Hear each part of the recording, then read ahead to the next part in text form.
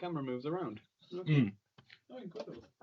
Marvellous. You should be able to hear me now. I'm going to move the camera a little way. Can you hear me? I'm sure you can hear me. But someone put their thumbs up if you can hear. Hearing me? Ah, yes. Wonderful. Right. Perfect. Okay. Here we go. So, welcome to our final session of Heritage with me, Samuel Woodall, and my colleague Jack Thompson. And today we're going to be looking at Disraeli and Oakeshott, two quintessential figures in the formation of what is today known as one nation conservatism. Reflection. This sort of answers a couple of questions, but also I sort of left it up to sort of discussion, but I think you are right in the sense of we should round off here.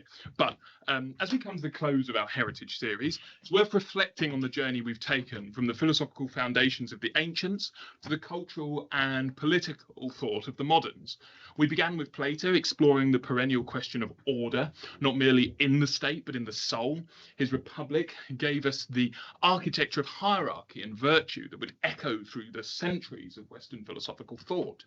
From there, we turn to Augustine, whose City of God bridged classical philosophy and Christian theology.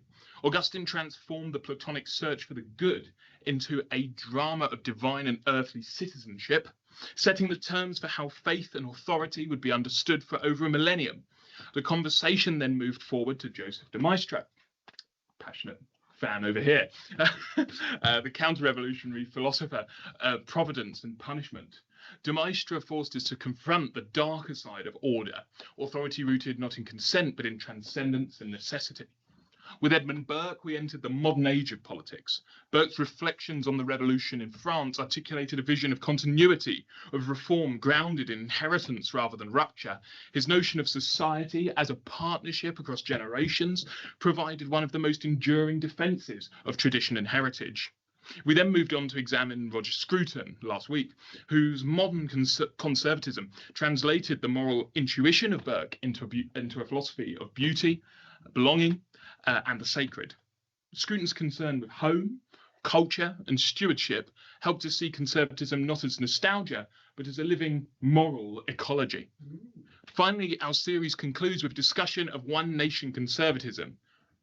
It could be said the modern British expression of these deeper inheritances, a vision seeking balance between liberty and social obligation, between tradition and reform. So for those of you who were here in our first session, Peter, why concept, not an ideology? This may sound like a repetition, but I thought it was important to maybe just chuck this back in as we're coming to a close. So we called this series Heritage rather than Conservatism quite deliberately.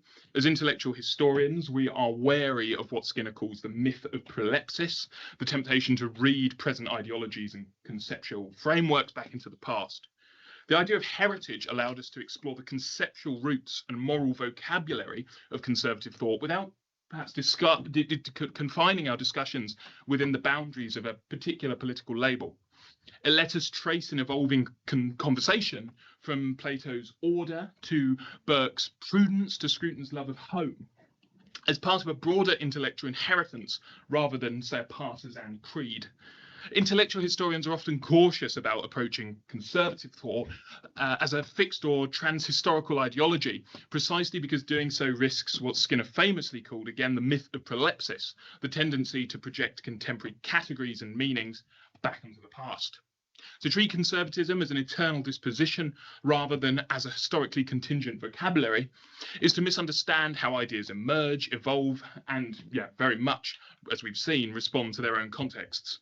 Historians such as J.G.A. Pocock and Donald Kelly have argued that we study conservative thinkers not as participants in a single sort of linear tradition, but they each grapple with crisis, authority, and change in its own time. These are distinct discursive moments. In this light, figures like Burke or de Maistre are not conservatives in the modern party political sense, big C, but more moral and political theorists articulating responses to rupture, to revolution, and the challenge of modernity. For intellectual historians, then, the task is to reconstruct the language of preservation, order, and inheritance in our own terms, resisting the temptation to read them as early expressions of an ideology that would only later take a coherent shape in the more contemporary modern world. So let's set some context then. We've just been talking about context, why we've done the series the way that Jack and I and Dara have composed this series. The politics of the 19th century. The 19th century was an age of profound political transformation in Britain, defined by reform, industrial growth, and social upheaval. Between 1801 and 1901, the population of England and Wales nearly quadrupled, rising from around 9 million to 32 million, as industrialisation drew millions into expanding towns and cities. The Reform Act of 1832 broke the monopoly of the rotten boroughs, extending the vote to the middle classes and signalling the decline of purely aristocratic politics. The Chartist movement of the 1840s, with its demand for universal male suffrage, revealed growing democratic pressure from below, while the Second Reform Act of 1867, and later the Third in 1884, expanded the franchise to include further large sections of the working population. Meanwhile, the Great Exhibition of 1851 embodied a sort of self-confidence of industrial Britain, whose empire by the century's end governed over a quarter of the world's population. Yet beneath the surface of progress lay sharp tensions, dislocation of labour, debates over moral order and poverty, and struggles over the meaning of a nation. In an age of empire and reform. It was within this dynamic and uncertain landscape that new visions of political identity and responsibility began to take shape. I'll just have a little sip. That's okay with you. Of course.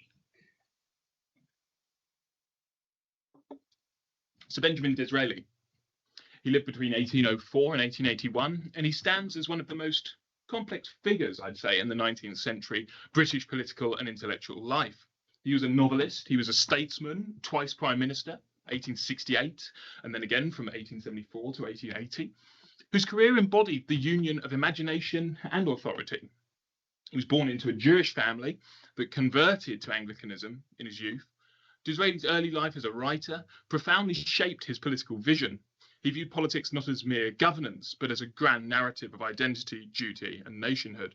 And of course, yeah, his Jewish background meant that before Rishi Sunak, he was essentially the first and only leader from a minority background as a prime minister, even though, of course, as I've said, he converted, so he wasn't technically a practicing Jew, but he was of that background, which is quite interesting to be a Tory in that background, but we can sort of get into some of these kind of bits and pieces. But his early novels, Vivian Grey, Coningsby and Sybil, fused romanticism with social critique, diagnosing the dislocation of industrial Britain and the widening gulf between rich and poor. Intellectually, Disraeli forged what might be called a romantic, so we've covered the romantics, or imaginative conservatism, seeking to balance the moral continuity of tradition with the demands of modern society. In an age defined by utilitarianism, or on the flip side, laissez-faire individualism, he re-enchanted Tory thought with an appeal to faith, history, and the symbolic unity of a nation.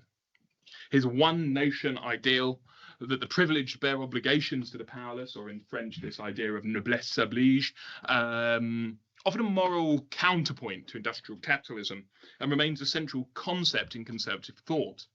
For the intellectual historian, Disraeli's significance lies not only in his political achievement from social reform to imperial vision, but in his effort to transform conservative politics into a language of national imagination, most vividly expressed in Sybil, his meditation on the two nations of Britain. So, a bit of context for Sybil. 1 second. What's happened here?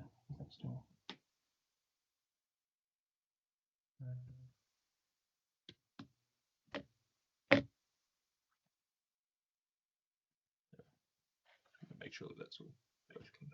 Sorry, there we are. Technical issue. Fine, I think that's okay. So Sybil, or The Two Nations of 1845, was written at the height of Britain's industrial transformation, a period when the optimism of progress was shadowed by the stark realities of inequality and social dislocation. The 1840s, often termed the hungry 40s, were marked by economic depression, urban overcrowding, and waves of popular unrest, such as the Chartist movement, which demanded political representation for the working classes, while the Corn Laws were a flashpoint for debates over free trade versus social justice. Industrial towns like Manchester, Birmingham, and Leeds had grown explosively, yet millions lived in squalid conditions with little access to education, sanitation, or a political voice. It was against this backdrop that Disraeli, already a rising Conservative MP, composed his tract Sybil, drawing on his tours of industrial Britain and his growing conviction that the Tory party must speak for the whole nation. He sought to expose the moral cost of industrial modernity. The novel's famous phrase that England had become two nations between whom there is no intercourse and no sympathy crystallised the widening gulf between the wealthy and the poor, and called for a new sense of social responsibility, rooted in shared heritage rather than class antagonism. In this way, Sybil was not merely a work of fiction, but a political intervention and imaginative attempt to re-enchant conservatism as a moral creed capable of healing the divisions of the age. And here is that excerpt that we will look at first. I'll read it in a Victorian booming voice. The two nations scene. The stranger paused. Egremont was silent, but looked inquiringly. Yes, resumed the younger stranger after a moment's interval. Two nations between whom? There is no intercourse and no sympathy, who are as ignorant of each other's habits, thoughts, and feelings as if they were dwellers in different zones, or inhabitants of different planets, who are formed by a different breeding, are fed by a different food, are ordered by different manners, and are not governed by the same laws. You speak of, said Egremont, hesitatingly, the rich and the poor. Okay, I'd like to throw the microphone over to you, and thereby the camera, which I will spin round menacingly in some sort of Orwellian fashion. Let's see. Well, there's Dara. You a wave, Dara? Yes. There's Jack. Hello. The boxes. And there's our two regulars, especially Peter. But I'll move it back sort of so that we're kind of central. Is it possible to make it wider? No, I think that's going to be about the extent of it. Okay. I can zoom in. Right, there we are. Anyway, who has a thought, idea? What is Disraeli trying to say? He's not prime minister yet, at least for his longer term, and we have a long way off for his long term. But what's Disraeli analysing? What's he trying to say from the context that we've just looked at, and then the tract itself that we've just read? What's he trying to put across? How is he analysing Victorian Britain in the mid-century of Victorian Britain? Well, it seems to me to be almost a very modern narrative.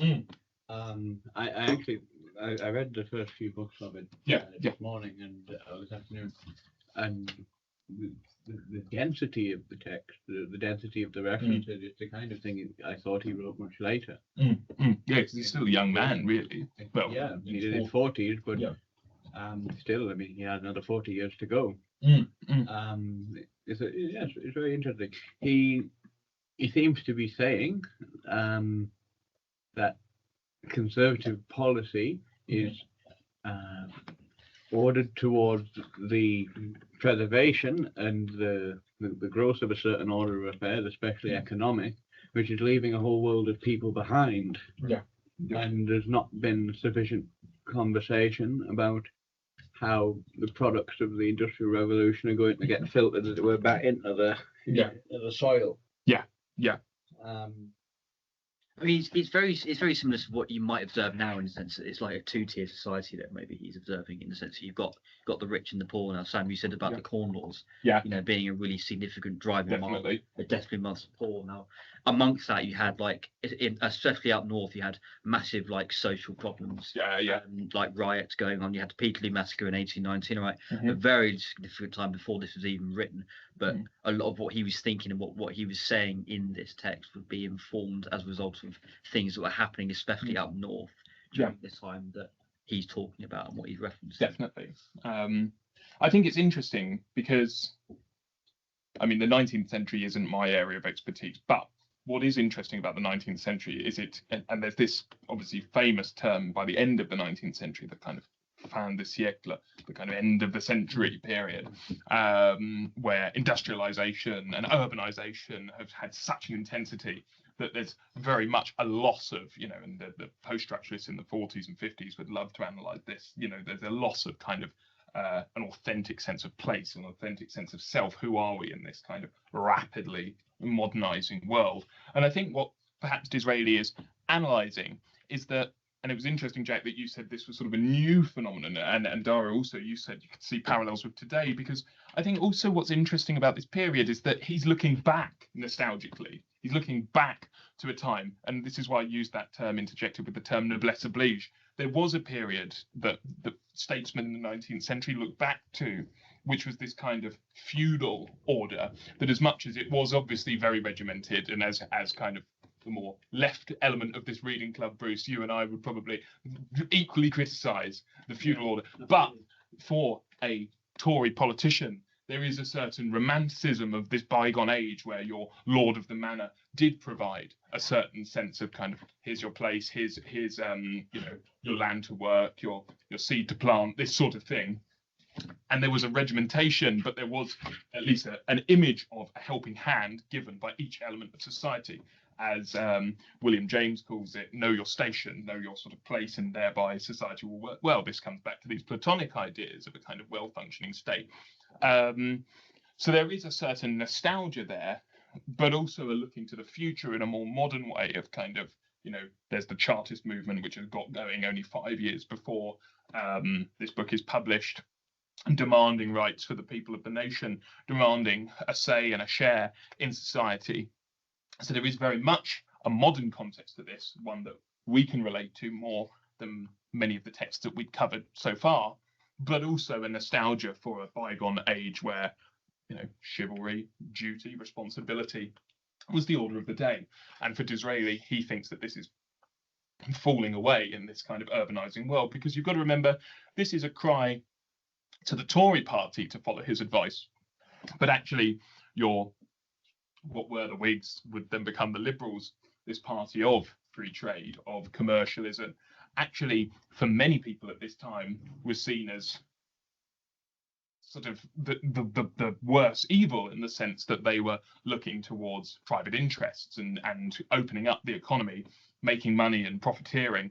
And perhaps Disraeli's vision of the Tory party was one that actually stands for, well, obviously we like the idea of a thriving economy, of a thriving modern Britain, but we still have to think about what are our duties to people who don't get on that sort of wave of free trade that the Liberals were promulgating.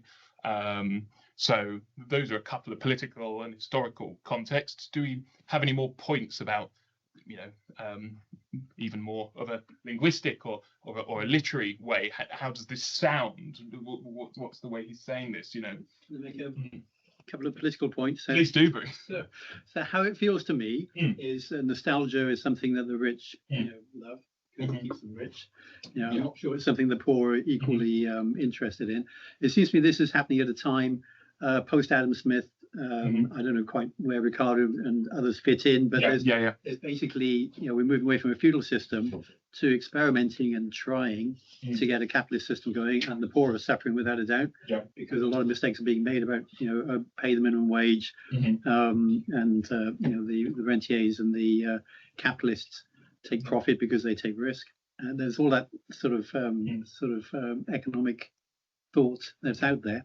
Yeah. And of course, because there's change happening, and there was the French Revolution just a couple of decades before, then those who have had power and continue to have power and wealth are saying, well, hang on, the poor are suffering, and if we let them suffer, or we have them suffer too much, then we're going to have our heads chopped off, or there'll be a revolution of a kind that we don't like. And the Corn Law is an example of where that came very close.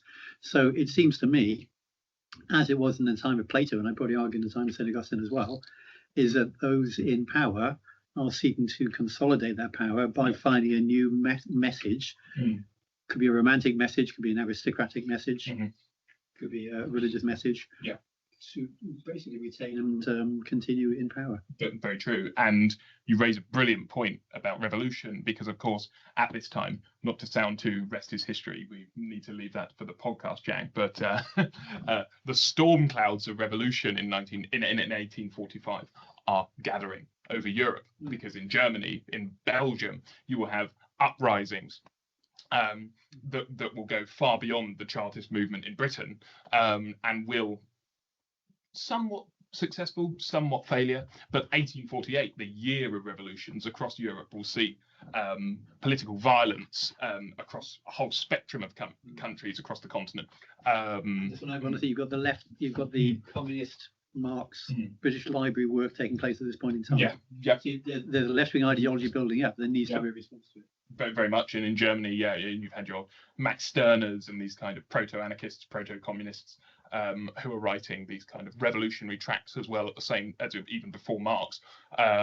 So there is certainly, on an intellectual level, an awareness of this, but also on a practical level, it's clear that there is unrest across Europe, and the Chartist movement is a sign of potential unrest across Britain. If I could add maybe something to the corn law, was that a tax? Yes, yeah. Okay.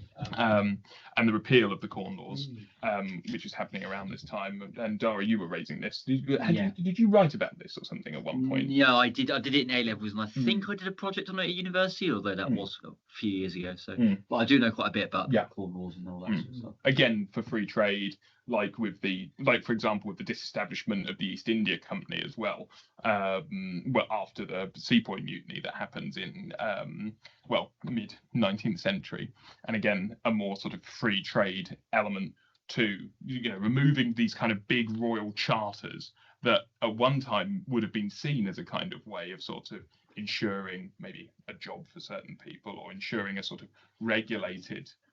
Now, we have our obviously very major modern criticisms of the organizations, but at the time there were people thinking, well, if we're just going to open all of these big organizations up for free trade, it would be a little bit like our modern equivalent of privatization in the 1980s. It would be sort of like, oh, well, okay, but what's going to come next? Is it just going to be profiteering individuals all over the place trying to make money for themselves? I'd like to move on to the next one, because I realise we're at past and we still haven't finished Disraeli. And we've got 2 centuries of intellectual thought to cover. But I'm going to rush through this speech. Egremont's later reflections and dialogue with Sybil.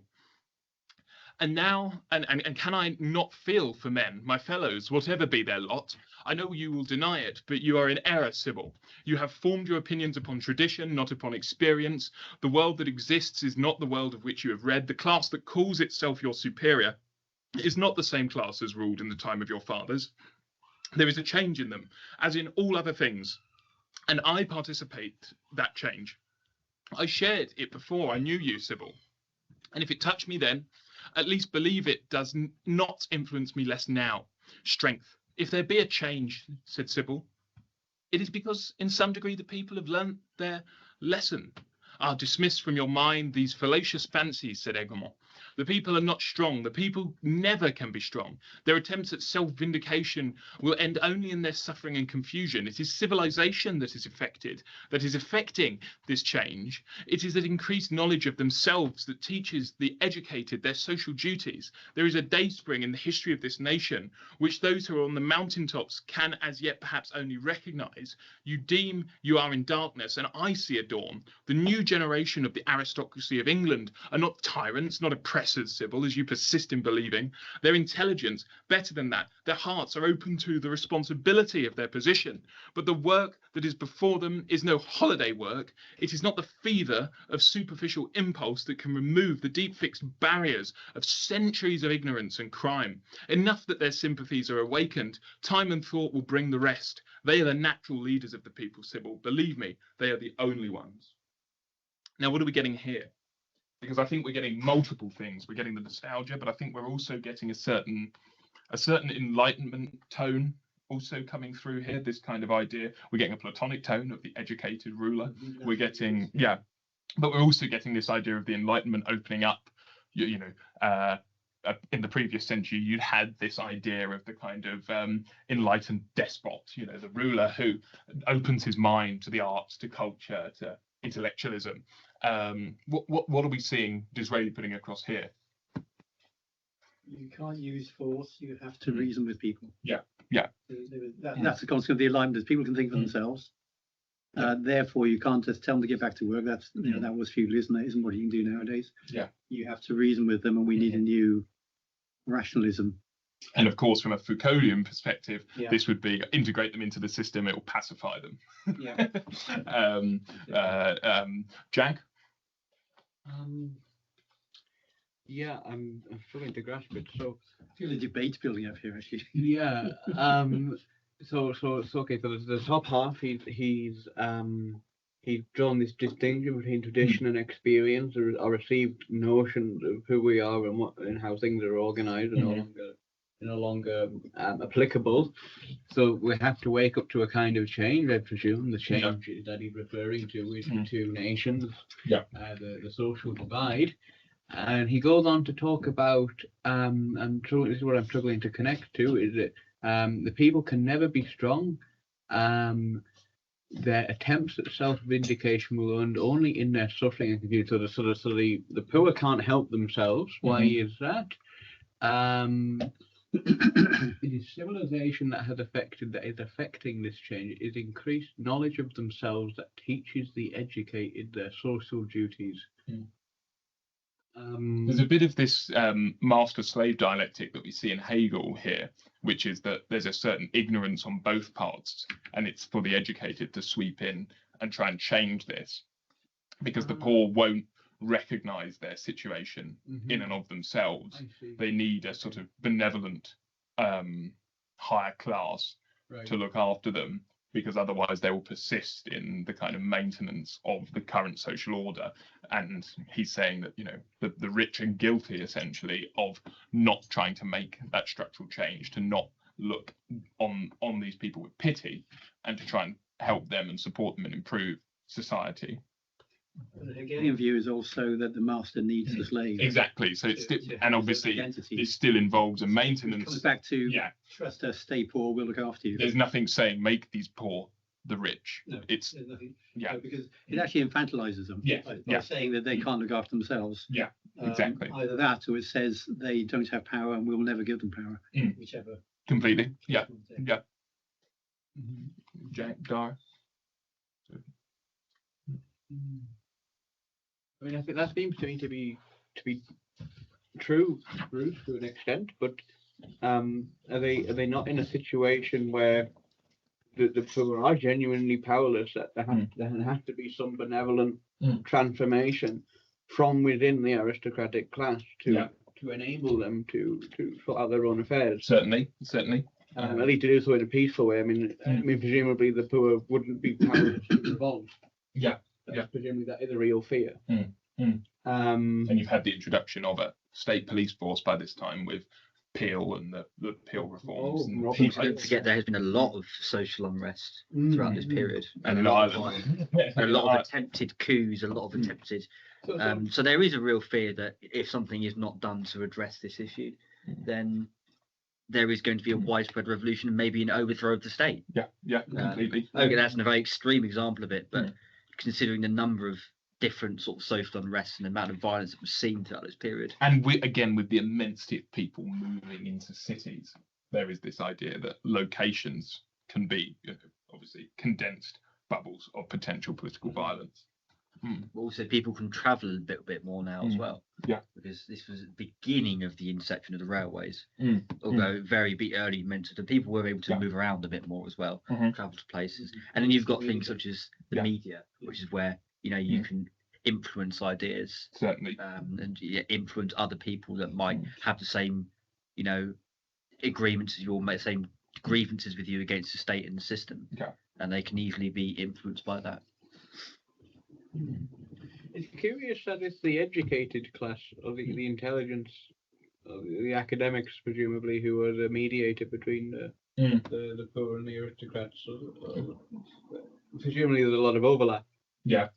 Between the academics and the wealthy. Certainly. Times. How does Disraeli understand that difference? I mean, I think he's saying that there's a generational change taking place, that there are certain elements of the rich that will become enlightened, will become will it be a moral education?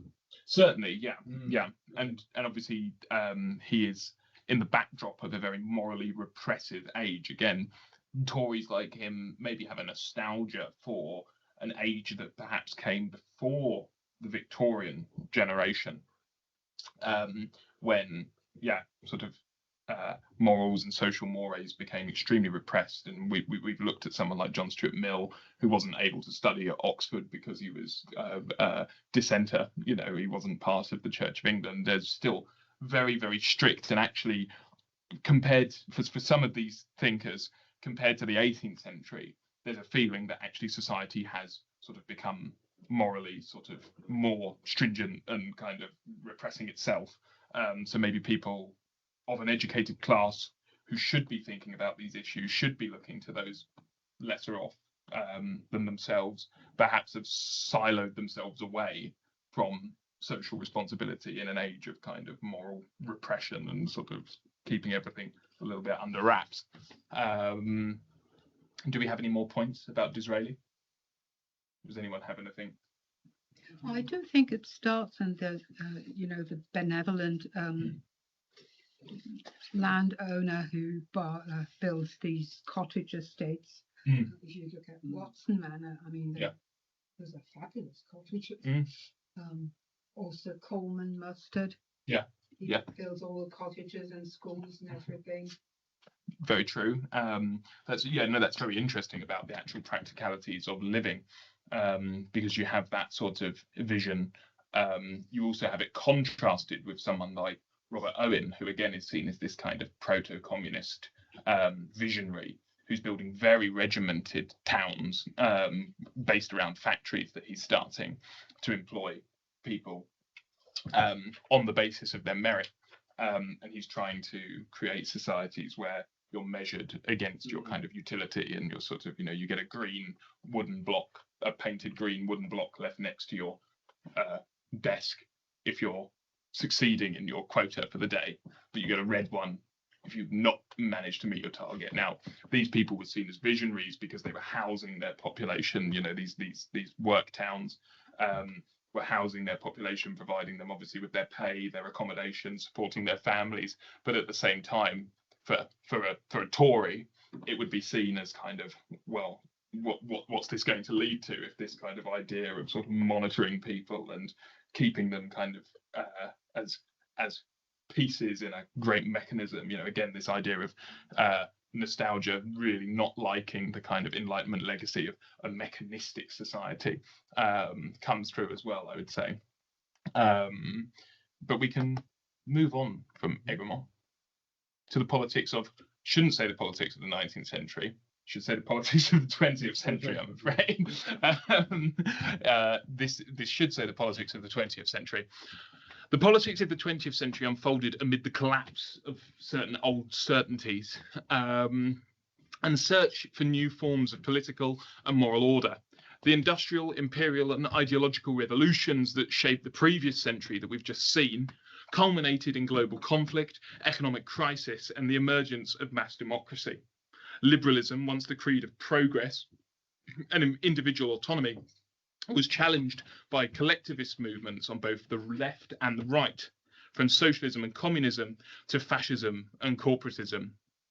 The First World War discredited faith in rational progress and Enlightenment universalism, giving rise to a generation of thinkers preoccupied with the limits of reason, the fragility of civilization, and the moral basis of political association.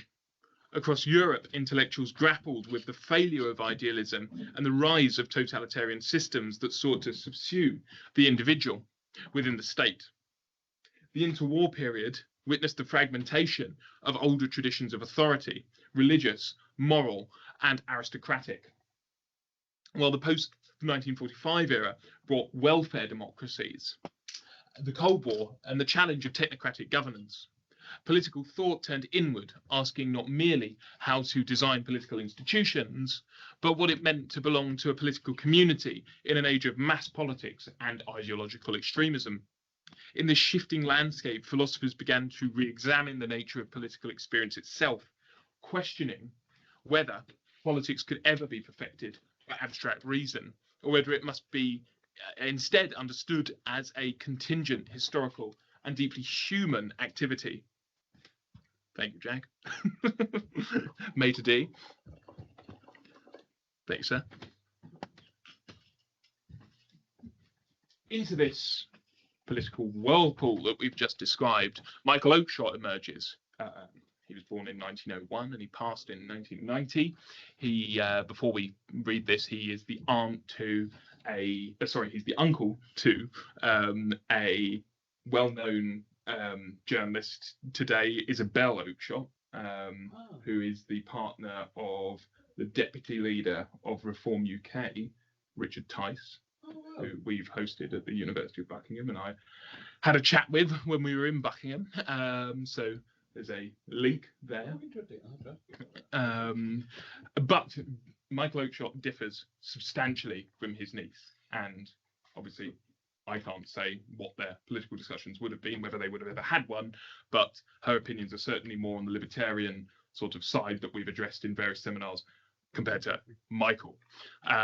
He was among the most distinctive British political thinkers of the 20th century, a philosopher whose work bridged the intellectual traditions of idealism, historicism, and sceptical conservatism.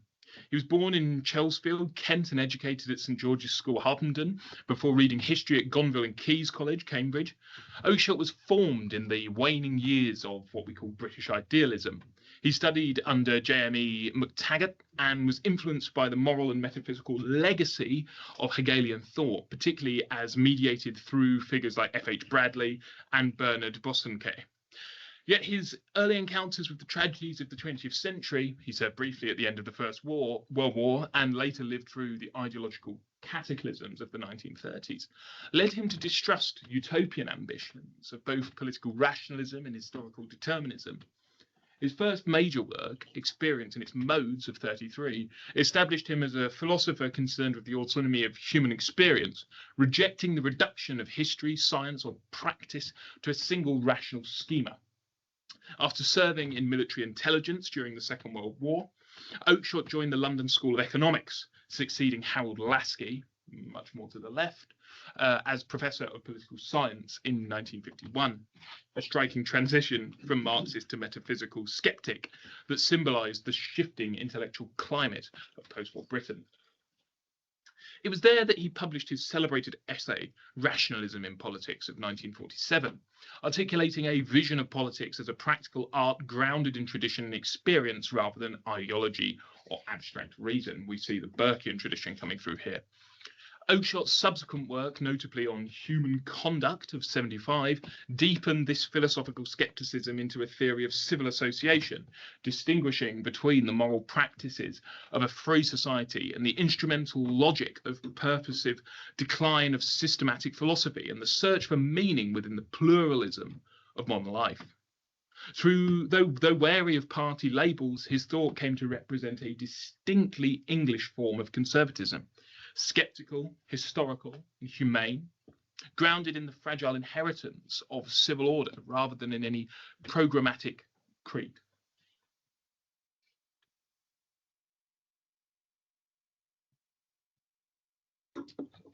On being conservative, this was a text published in 56.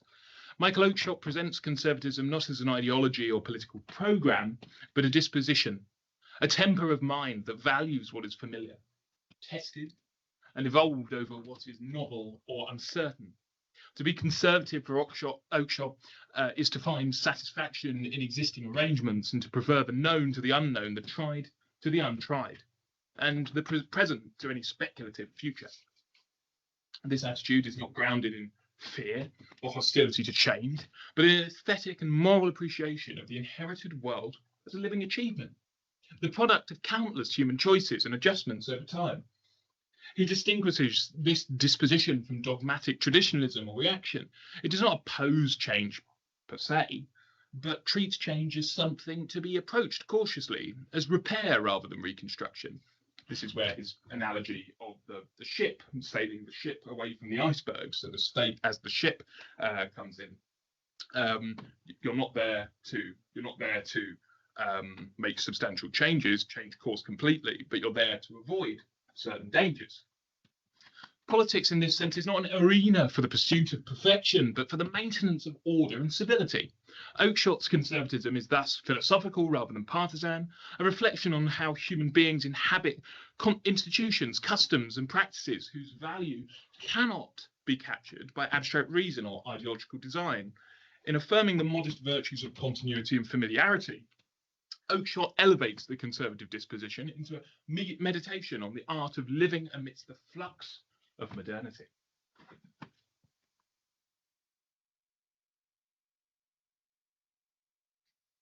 So we've got a few little points here.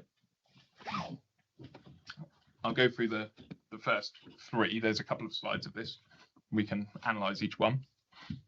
So conservatism as disposition, not dogma. My theme is not a creed or a doctrine, but a disposition. So what are we maybe seeing in this passage? My theme is not a creed or a doctrine, but a disposition. I think it's virtue-based. Mm-hmm. Yeah. And you mentioned on the previous slide some virtues, continuity and familiarity. I don't understand how those are virtues of individuals. What I do see is the idea that, or the importance of judgment. Steering a ship, you need to judge well. You can't just see an iceberg and avoid it. Some icebergs you can't see, etc. So it speaks to me of character, but I don't see continuity and familiarity as virtues of character. So I'm not quite sure. I think how you make good politicians out of this. I think a certain idea of restraining oneself, of temperance, of moderation, would be seen as virtue. Jack, you know more about virtue than me. No, not in the practical sense. I just mean in the scholarly sense. But I'm sure you could elaborate more on that. But it also, I feel, relates a bit into Scruton as well. Continuity as a virtue. What would you say, Jack? Yeah, no, exactly. It's a practical virtue. That's especially pertinent to Oakeshott, because he's quite careful to brand his conservatism as something that is practical and pragmatic, but which is completely independent of any moral or metaphysical or religious claims. Now, I personally see a big tension there. Yeah, me too. Yeah. And I actually think that when he goes into that line of thinking, he's no longer a conservative; he's a full-out libertarian, because he's completely disinterested in terms of what people are doing with freedom. For him, the project of governance is maximising freedom within the rules. He reads just like Hayek. Yeah. He reads just like Locke. I think the distinctive notion of conservatism is that freedom is constituted by institutions, which we have seen in Burke and Scruton. But indeed, the one common thing, which maybe you don't find in Locke, is this emphasis on disposition. He is very good at showing how conservatism is something like an instinct. And in that sense, very much allied with practical virtues. What you might call cardinal virtues, let's say in Aristotle, temperance. An instinct, a precondition to prefer the known to the unknown. Exactly, which is true, technically speaking. Safer and to feel. Yes. But with cardinal virtues, you come back to a metaphysical position, whereas he's not accepting that. Yeah. So I'm not seeing the criteria by which you see good political judgment versus bad. I think it's someone who says trust my instincts. You have no visibility. There's no evidence. I think it's the idea of moderation and temperance and sort of restraining oneself from making too drastic a decision in either direction, because he's obviously not saying that everything needs to be maintained, but he's saying that we need to be, It's very Burke-like, isn't it? It is, and it is sort of this idea that this is my cross to die on. If I'm going to make a judgment about something that needs to change, I need to wholeheartedly believe that it is something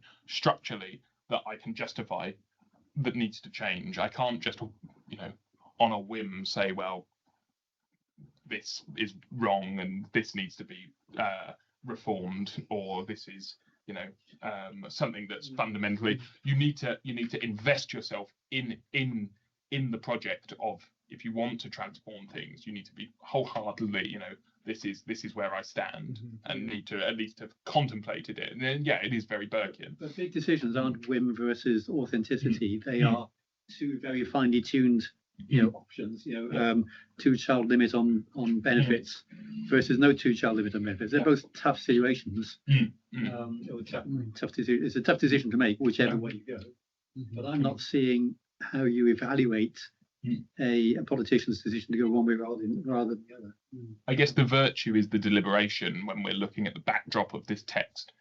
It's not being a stuffy old school parliament of the 1950s that doesn't do anything, but at the same time it's not a ideologically Soviet kind of you know, the Supreme Soviet in Moscow making decisions on that basis. You know, the virtue is the deliberation, the contemplation, the moderation. The Soviet thing is institute. I mean, what you're saying is it's not Jeremy Corbyn hardline ideology.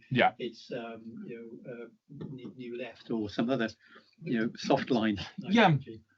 But just, I think, almost the process of deliberation. So it doesn't necessarily, you know, you can have wholehearted opinions, of course, but you have to be able to self-criticize, kick the tires of your opinions. No withdrawing into just complete conservatism in the sense of like everything is great because it's been passed down, but it's better than heading off in some radical direction without thinking about it. I suppose is the argument. You can be pretty liberal and still have that character. But this is why, obviously, he is very much seen as a moderate thinker. Well, I mean, what you were saying there, Sam, sounds just like something John Stuart Mill would write. I mean, we read him in the previous series. But yeah, but what is interesting is that the argument goes to almost ecology in terms of what kind of beings we are. We're adverse to change naturally, but it's something we have to adapt to. Yeah. But then he builds up the argument very carefully. So he begins with like tradespeople. Okay, so wherever you have projects and you have tools, you want the tools that are tried and tested, not radical new solutions. There is a class of people whose vocation it is to go and explore radical new solutions. He says those are middle people. They're not the people doing the job, but they're not people who are so divorced from the job that they don't know anything about it. So they're somewhere between. And then he starts to build this towards politics. He says, well, rules of conduct are just like tools. So we have rigid rules of conduct so that we know how to pass bills. And we know how that whole process is going to play out, whatever happens, and we know how we vote, and we know how taxes work, and we know that the government is definitely not going to say this tomorrow because that would be so outlandish and impossible for them to pull off. So we can then plan for our futures, again, very like Hayek. And then, so by that point, he's already in the sphere of politics. But then he makes this sharp distinction between governance, you know, concerning itself with the rules of conduct, and then, you know, whatever you want to do with in your own private spheres. It's interesting, but it's very. I mean, you use the title to call him a skeptical conservative. I say, No, certainly. Have barely a foot in of the traditional. I mean, in abstract, he's saying a lot of the right things, but then when he gets to actual, like, you know, in terms of like the relationship between conservatism and culture, that's no longer there. A very modern notion. I mean, I was reading it and feeling that he's not so opposed to Thatcher. He's part of that direction which conservatism went down, where it has no interest in culture, only in economics. However, as except 3 reads, he will find small and slow changes more tolerable than large and sudden. So this is a very organic sense of reform, a certain sense of, well, in the Disraeli sense, to reform for maintenance of certain goods that we have inherited from the past. So certain things that we do cherish, whether that be kind of, you know, nostalgic ones, monarchy, you know, the kind of more regal sense of, well, parades and these kind of things. Oh, thank you, Jack. Yeah, that'd be lovely. Parades and these kind of things, and they bring a sense of community and a sense of social cohesion. But reforms to other elements of society will be a process of changing to conserve, to maintain, you know, to adapt to a modern age and integrate new elements to be able to conserve the things that do bind us together and we cherish. So do we have any thoughts on that passage? He will find small, slow changes more tolerable than large and sudden, because I would say that opposes the idea that he's in a Thatcherite line, because the thing I find obviously so ironic about Thatcher is that I can't really see a conservative bone in her body in many senses. There really isn't an element of conserving very much.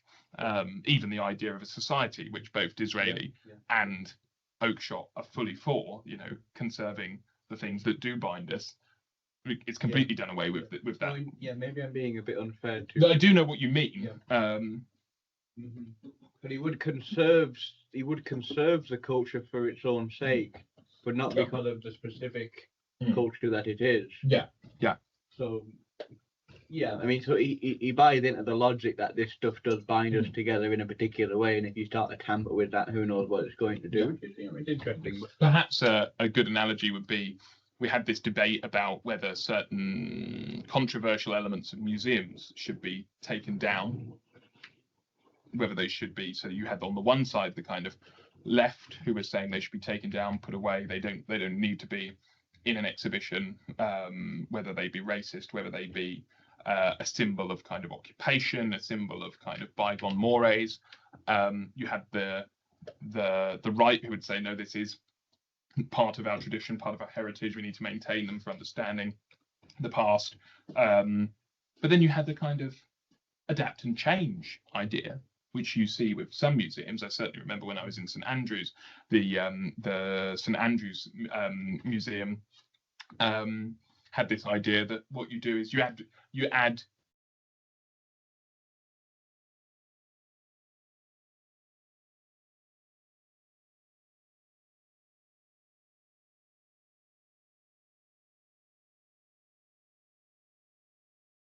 past.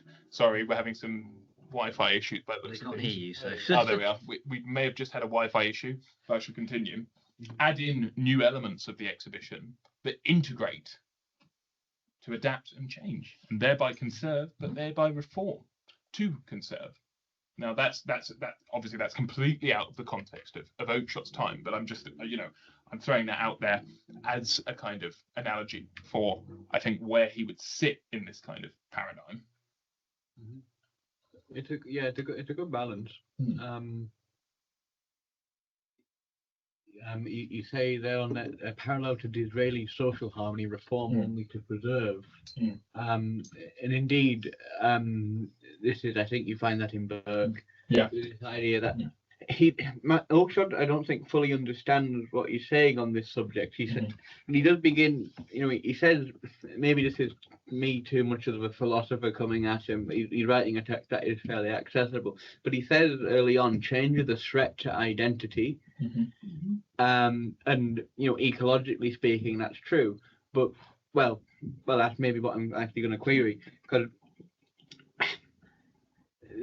some change is intrinsic to identity. You know, there are forms that grow and mutate, and we grow. You know, we're children, and then we're adults, and then we're old, and that change is intrinsic to our identity. You know, it's part of. Yeah, I mean, in a sense, you adapt to it, or maybe you fail to. Burke maybe did a better job of bringing that point home. Yes. For Burke, change is actually conservative. He defined conservatism as changing well, something like this. John Henry Newman's a similar age, actually, 3 years before Disraeli, and died in the same year, I noticed. He used to say that to be good is to change, to be perfect is to have changed often. So if you know how to change well, this is part of of an authentic conservatism. I think he understands that at some level, but even Oakeshott is a bit cautious about the idea. But I think Burke is quite open about. Well, we used that analogy during the Burke one about rather than sledgehammering the whole wall down, you remove the brick that's faulty, or you remove the rotten element and replace that. You don't smash down the whole wall. Yeah. Of course, Burke also talks about attending to the state with the reverence as though you were attending to the wounds of your father. So certainly. Yeah, but. And just quickly, to be conservative is to prefer the familiar to the unknown, present laughter to utopian bliss. In this we see, a suspicion of radical change or rationalist politics, as we've discussed. There's an emphasis on inheritance, experience and affection for that works. And parallel to Disraeli's social harmony, reform only to preserve. And present laughter is also this might sound very romantically British, but if you go back to discussions in the what were famous during our kind of English Enlightenment, the coffee houses, so the equivalent of the salons in France, we had the coffee houses. The thing that Voltaire even comments on is that in England you can laugh about these things, and this is a tradition that carries through to this age. And some people might criticize it as a symptom of not taking the political system too seriously, but for many observers it's been seen as a virtue of the British political system, which is that for a long time, whether it be religion, whether it be politics, discussion in the alehouse, in the coffee house, has been one of a kind of a jovial affair. It's not a serious, if you start laughing about the king or you start laughing about the church and some of its issues, it's not something where someone in the corner of the pub or the coffee house is going to report you and dob you in for making some shun of a leader or of a certain religious disposition at that time. It's something where actually laughter is something that's a release, and perhaps trying to idealize a state where you have a certain vision of where you want society to go could maybe remove that very organic, very unique British element to political and religious discourse. A couple more here. Government is the umpire. The office of government is merely to rule, to preserve peace, not by imposing uniformity, but by enforcing general rules, a general framework.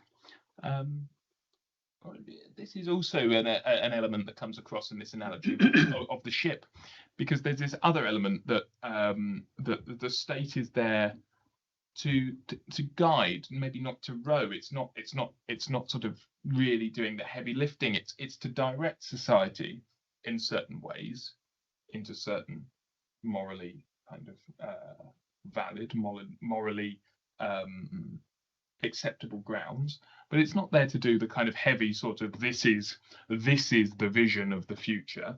It's there to just help and aid the way that our society is going. It's about order. It's not about perfection. It's a government that's a guardian of fair play, not a social engineer. And this again resonates with these one nation views of responsible and a certain idea of limited stewardship. And stewardship was something we were discussing again last week. But it seems to be quite strange that on this point, Oakeshott would consider himself to be in the vein of Disraeli, because Disraeli certainly has a very clear moral vision for unifying the two nations. Mm-hmm. The two nations, not like actually the secession here. Mm-hmm. Disraeli has a very positive vision for I think for the for social reform and for tending to the poor. Yeah.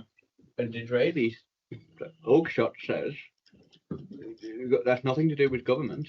Government just sets the rule for people to talk about that kind of stuff. Yeah, yeah. That's all.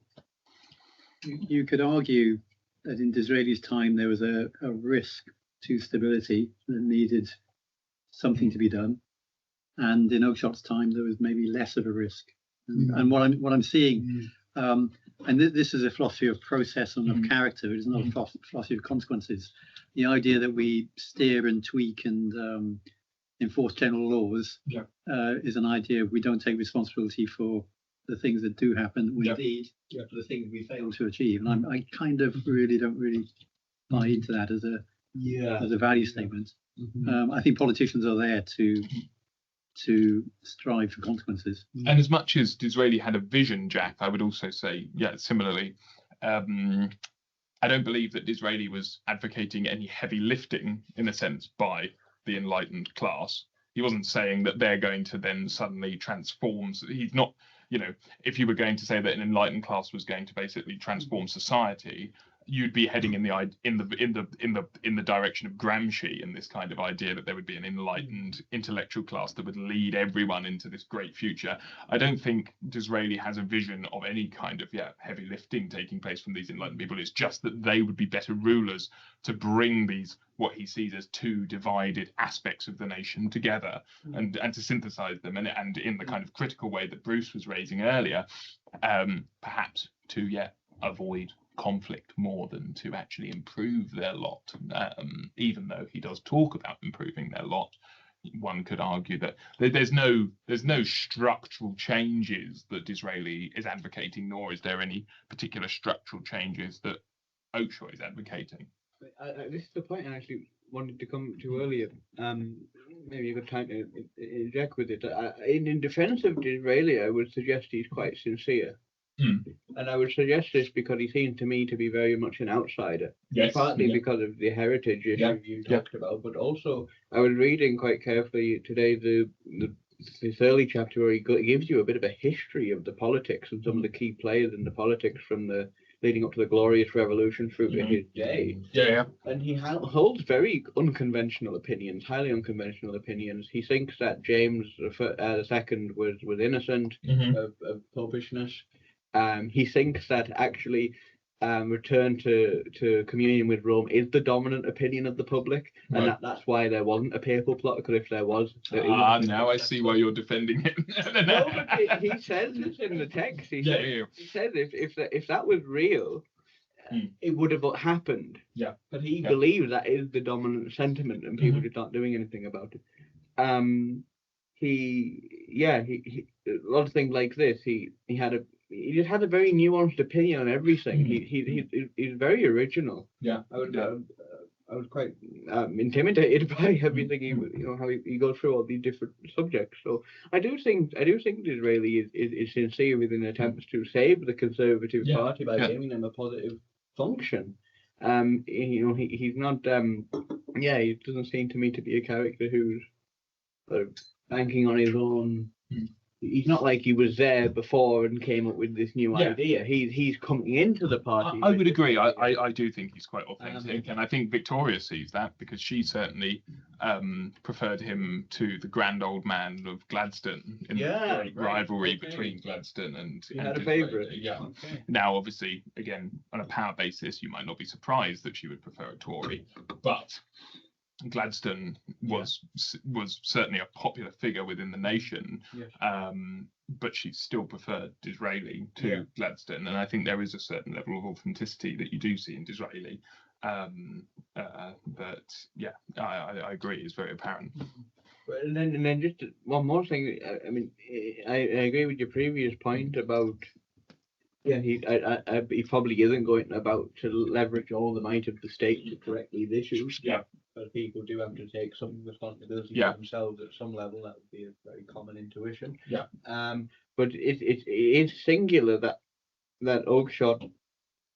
I think he does toe a hard line there. That's how I read this chapter. That he says like Disraeli would be one dreamer among others in Oakeshott's language.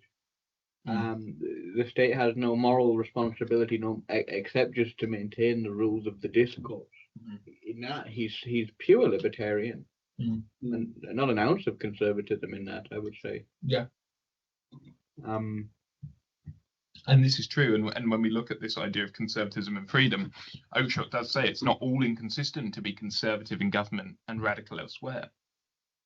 You can have a society of free and creative individuals within a stable framework set out by government, order enables progress, and freedom is sustained by restraint. And there's a philosophical underpinning of this idea of sort of one nation conservatism that we've been discussing. But yeah, I would certainly say that Oakeshott is developing further than Disraeli in terms of moving away from that kind of set sort of social responsibility idea. But again, returning to what we first discussed about Oakeshott, moderation and reconciliation, these are the virtues, to restrain, to deflate, to pacify, and to reconcile. The task of politics for Oakeshott is balance, not agitation. It prevents the encounter of dreams that breeds division. This is a core of a one nation ethos, reconciling classes, interests, and identities. So it's not about being at loggerheads with one another, not about really fighting politics for the sake of politics, but about really trying to decipher what is the best at that point in time for society. Is that a maintenance of the status quo, of what is in place, or is it a turn towards a change, a reform of an element of society?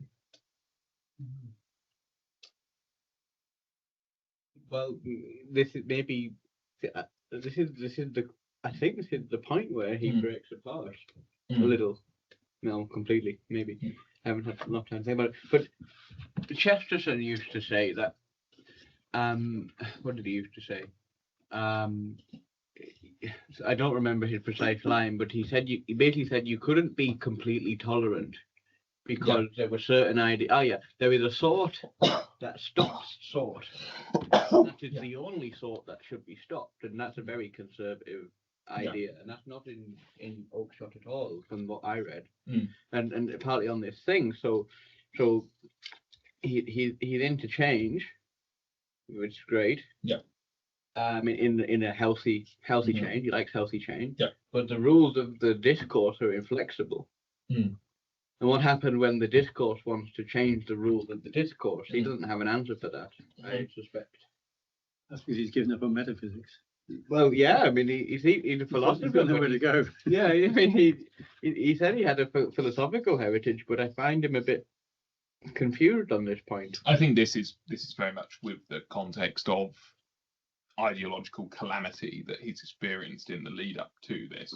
That if you change the structure, and if you fundamentally question the structure, the sort of, or the in a kind of more Marxist sense, the superstructure of society, you risk moving in the direction of one of these totalitarian regimes that he's seen only obviously 10 years before. Two totalitarian regimes take dominance across Europe. But I do think, even that choice of the word pacify does start to bring into question, how far is he saying that kind of political discussion can properly take place if you're pacifying people, if you're pacifying opinion, you're not just kind of tamping down the pressures in society for change. And if he has no view, if he has no ideology, and he has no rational framework, as you say, to justify or warrant the rules that he suggests we should follow, if he's not holding on to the status quo, which I think is a kind of ideology, keep the status quo as a kind of ideology, then he's allowing change. But once you allow change, then how do you rationalize? He is in kind of a relativism almost, although he thinks he's not. Well, he's laying down certain points, but how does he justify them? He's got nowhere to go. He tries to root it in the intuitive or self-evident aspect of pragmatism, which is a dogmatism. That's just dogmatism. A dogmatism. Well, I'm torn on pragmatism, like William James and stuff. It seemed to be sort of going in that territory.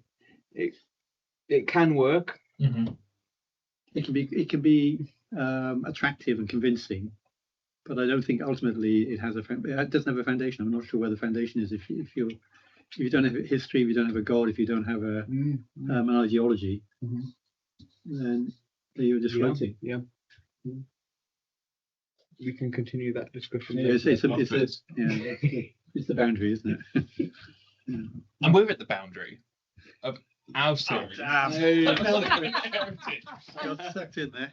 Thank you for attending the Heritage series. It's been a genuine pleasure tracing the evolution of conservative thought from Plato and Augustine through Burke, de Maistre, Scruton, and finally to the modern idea of the one nation. Your reflections, your discussions have made this series one of our most engaging yet, I'd say. Looking ahead, we'd love to hear thoughts. Would you like a short review and reflection session next week? I think we've probably answered that already. That is a no, to consolidate these ideas. But what we are thinking of doing is moving straight on to the revolution of thought, beginning on Thursday, the 1st of December. Either way, thank you for the insight, humour and curiosity you've all brought to the table. It's exactly what keeps this club alive. Stick around for a drink or just get drunk on the sweet nectar of knowledge. Thank you very much indeed. And thank you to everyone online. It's been a pleasure. Thank you.